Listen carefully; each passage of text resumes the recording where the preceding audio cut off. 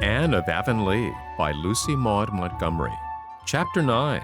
A Question of Color.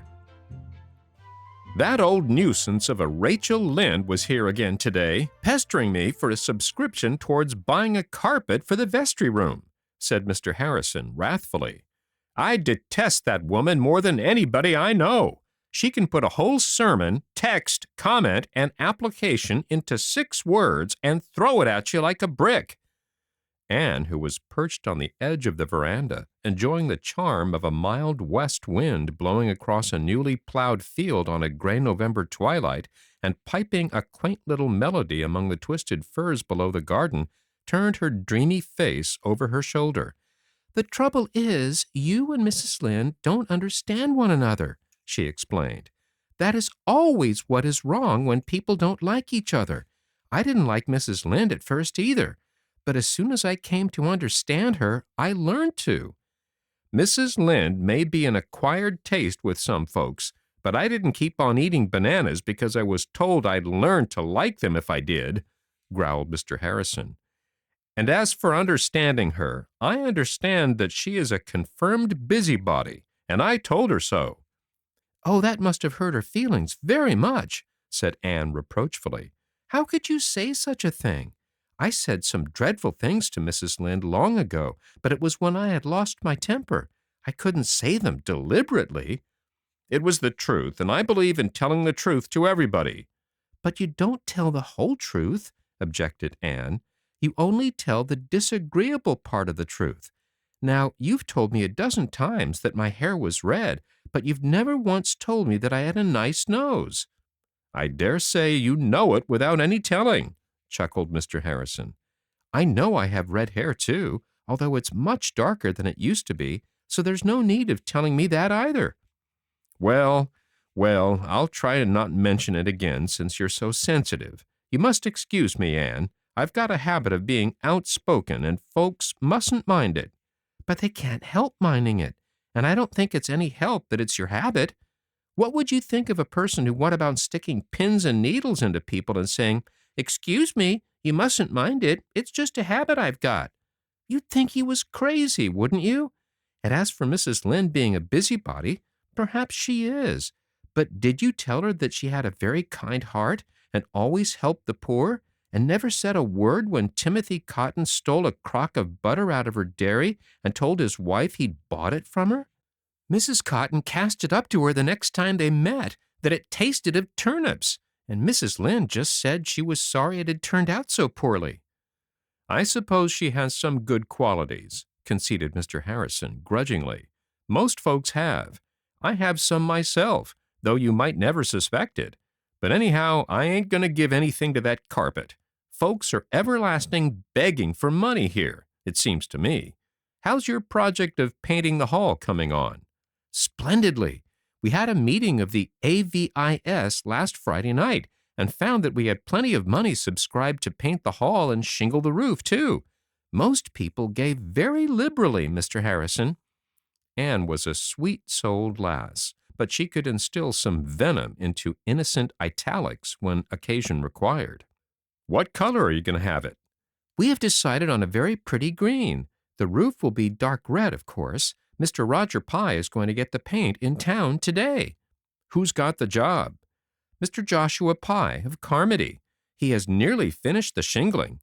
We had to give him the contract for every one of the Pyes, and there are 4 families, you know, said they wouldn't give a cent unless Joshua got it. They had subscribed $12 between them, and we thought that was too much to lose, although some people think we shouldn't have given in to the Pyes. Mrs. Lynde says they try to run everything." "The main question is, will this Joshua do his work well? If he does, I don't see that it matters whether his name is Pie or Pudding." "He has the reputation of being a good workman, though they say he's a very peculiar man. He hardly ever talks." "He's peculiar enough all right then," said Mr. Harrison dryly. "Or at least, folks here will call him so. I never was much of a talker till I came to Avonlea, and then I had to begin in self-defense, or Mrs. Lynde would have said I was dumb and started a subscription to have me taught sign language. You're not going yet, Anne?" "I must. I have some sewing to do for Dora this evening. Besides, Davy's probably breaking Marilla's heart with some new mischief by this time. This morning the first thing he said was, "Where does the dart go, Anne? I want to know." I told him it went around to the other side of the world, but after breakfast he declared it didn't, that it went down the well. Marilla says she caught him hanging over the well box 4 times today, trying to reach down to the dart. "He's a limb," declared Mr. Harrison. "He came over here yesterday and pulled 6 feathers out of Ginger's tail before I could get in from the barn. The poor bird has been moping ever since. Those children must be a sight of trouble to you folks." "Everything that's worth having is some trouble," said Anne, secretly resolving to forgive Davy's next offense, whatever it might be, since he had avenged her on Ginger. Mr. Roger Pye brought the hall paint home that night, and Mr. Joshua Pye, a surly, taciturn man, began painting the next day. He was not disturbed in his task. The hall was situated on what was called the lower road. In late autumn, this road was always muddy and wet, and people going to Carmody traveled by the longer upper road. The hall was so closely surrounded by fir woods that it was invisible unless you were near it. Mr. Joshua Pye painted away in the solitude and independence that were so dear to his unsociable heart. Friday afternoon he finished his job and went home to Carmody.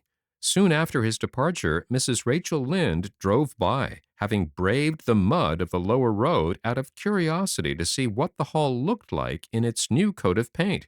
When she rounded the spruce curve, she saw. The sight affected Mrs. Lynde oddly. She dropped the reins, held up her hands, and said, "Gracious Providence!" She stared as if she could not believe her eyes. Then she laughed almost hysterically. "There must be some mistake. There must. I knew those Pyes would make a mess of things." Mrs. Lynde drove home, meeting several people on the road and stopping to tell them about the hall. The news flew like wildfire. Gilbert Blythe, poring over a textbook at home, heard it from his father's hired boy at sunset and rushed breathlessly to Green Gables, joined on the way by Fred Wright. They found Diana Barry, Jane Andrews, and Anne Shirley, despair personified, at the yard gate of Green Gables under the big leafless willows. "It isn't true, surely, Anne!" exclaimed Gilbert. "It is true," answered Anne, looking like the muse of tragedy. "Mrs. Lynde called on her way from Carmody to tell me.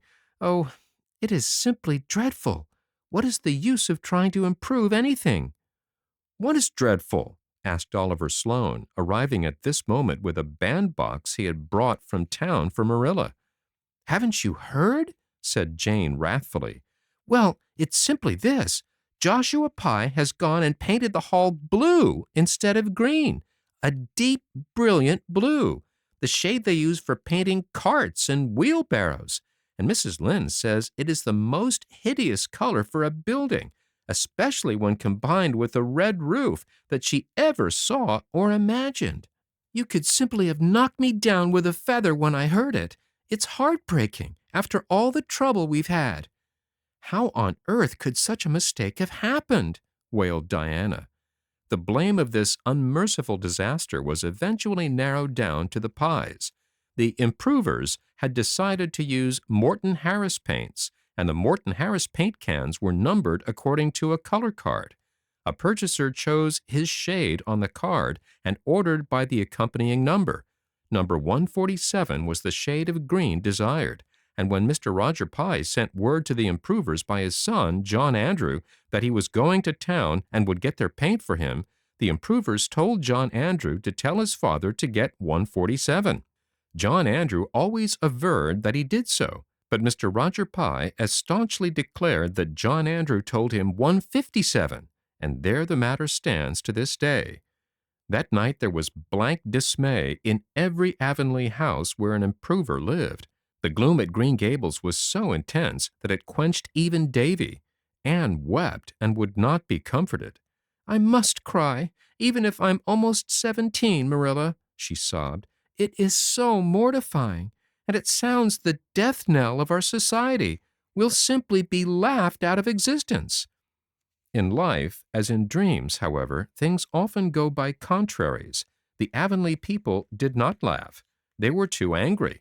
Their money had gone to paint the hall and consequently felt themselves bitterly aggrieved by the mistake. Public indignation centered on the Pyes. Roger Pye and John Andrew had bungled the matter between them. And as for Joshua Pye, he must be a born fool not to suspect there was something wrong when he opened the cans and saw the color of the paint. Joshua Pye, when thus animadverted upon, retorted that the Avonlea taste in colors was no business of his, whatever his private opinion might be. He had been hired to paint the hall, not to talk about it, and he meant to have his money for it. The improvers paid him his money in bitterness of spirit after consulting Mr. Peter Sloane, who was a magistrate. "You'll have to pay it," Peter told him. "You can't hold him responsible for the mistake, since he claims he was never told what the color was supposed to be, but just given the cans and told to go ahead. But it's a burning shame that the hall certainly does look awful." The luckless improvers expected that Avonlea would be more prejudiced than ever against them, but instead, public sympathy veered around in their favor.